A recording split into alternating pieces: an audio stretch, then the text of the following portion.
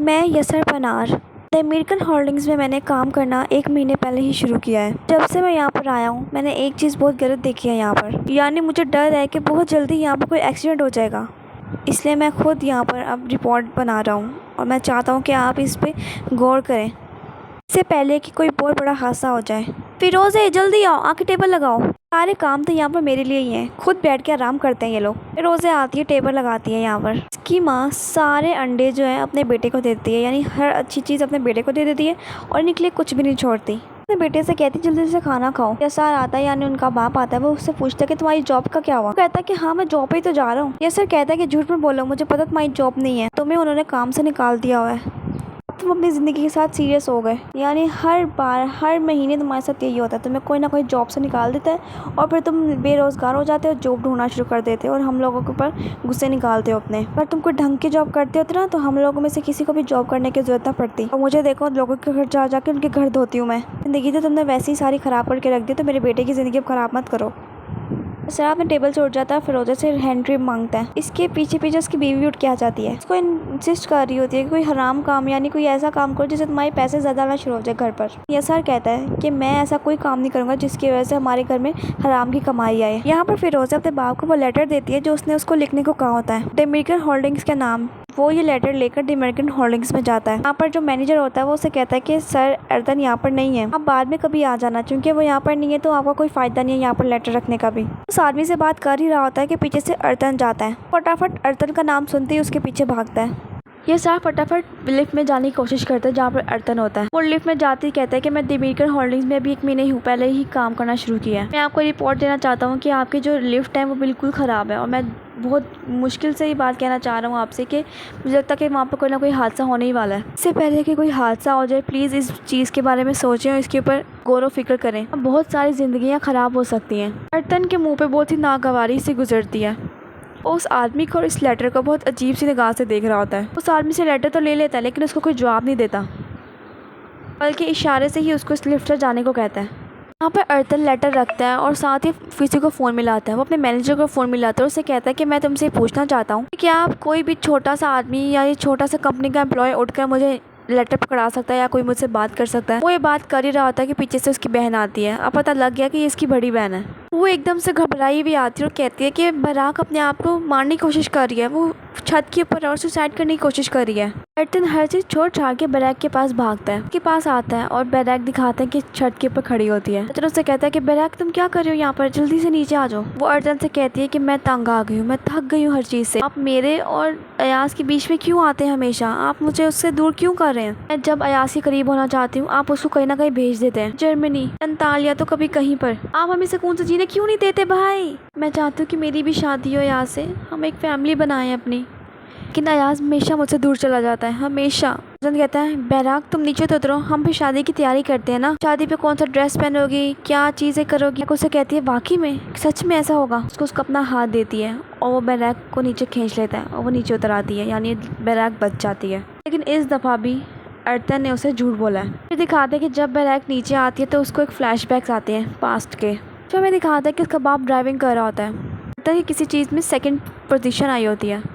बाप उसे कहता है कि ये किसी काम की नहीं है ट्रॉफी, तुम फर्स्ट नहीं आए तो उसका क्या फ़ायदा हुआ। उसे ट्रॉफी खींचने की कोशिश कर रहा होता है। फिर दिखाते हैं कि इतने में उनका एक्सीडेंट हो जाता है। उस एक्सीडेंट में उसका जो बाप होता है वो मर जाता है, लेकिन जो उसकी बहन बैराक होती है वो गाड़ी में फंसी रह जाती है और वो बहुत मुश्किलों से बैराक को गाड़ी से निकालता है और उसको ये फ्लैशबैक्स आते हैं। यहाँ पर दिखाते हैं कि फिरोज़े एक शॉप पे काम करती है, वो वहाँ पर कपड़े सेट कर रही होती है कि इतने में दिखाते हैं कि उसको एक अजीब सी आवाज़ आती है, यानी कोई सुनी सुनी आवाज़ आई होती है। जब पीछे मुड़ती तो उसको दिखता है अयाज। वो एकदम घबरा जाती है, उसको समझ नहीं आती कि वो कहाँ जाए। देखने की कोशिश करती है लेकिन उसको कुछ समझ नहीं आता। दिखाते हैं कि अयाज उसके सामने ही बिल्कुल आके खड़ा हो जाता है। फिर दिखाते हैं कि अयाज के पास वो जाती है और एकदम कपड़े पीछे करती है और उसे कहती है कि हाँ जी तो सर आपको क्या चाहिए, यानी आप किसके लिए कपड़े ढूंढ रहे हैं, अपनी मॉम के लिए, अपनी सिस्टर के लिए या अपनी लवर के लिए। जाहिर अपने लवर के लिए ढूंढ रहे होंगे, तो चलिए देखें ये सूट, ये तो बहुत प्यारा सूट है, आपकी लवर पे तो बहुत प्यारा लगेगा ये। वो अयाज के लिए ब्लैक कलर का ड्रेस निकालती है, यानी उसके लवर के लिए, और उससे कहती है कि ये अपने लवर के लिए सूट पकड़ो और जाओ जाके उसको दो, बहुत अच्छी लगेगी उस कपड़ों में वो।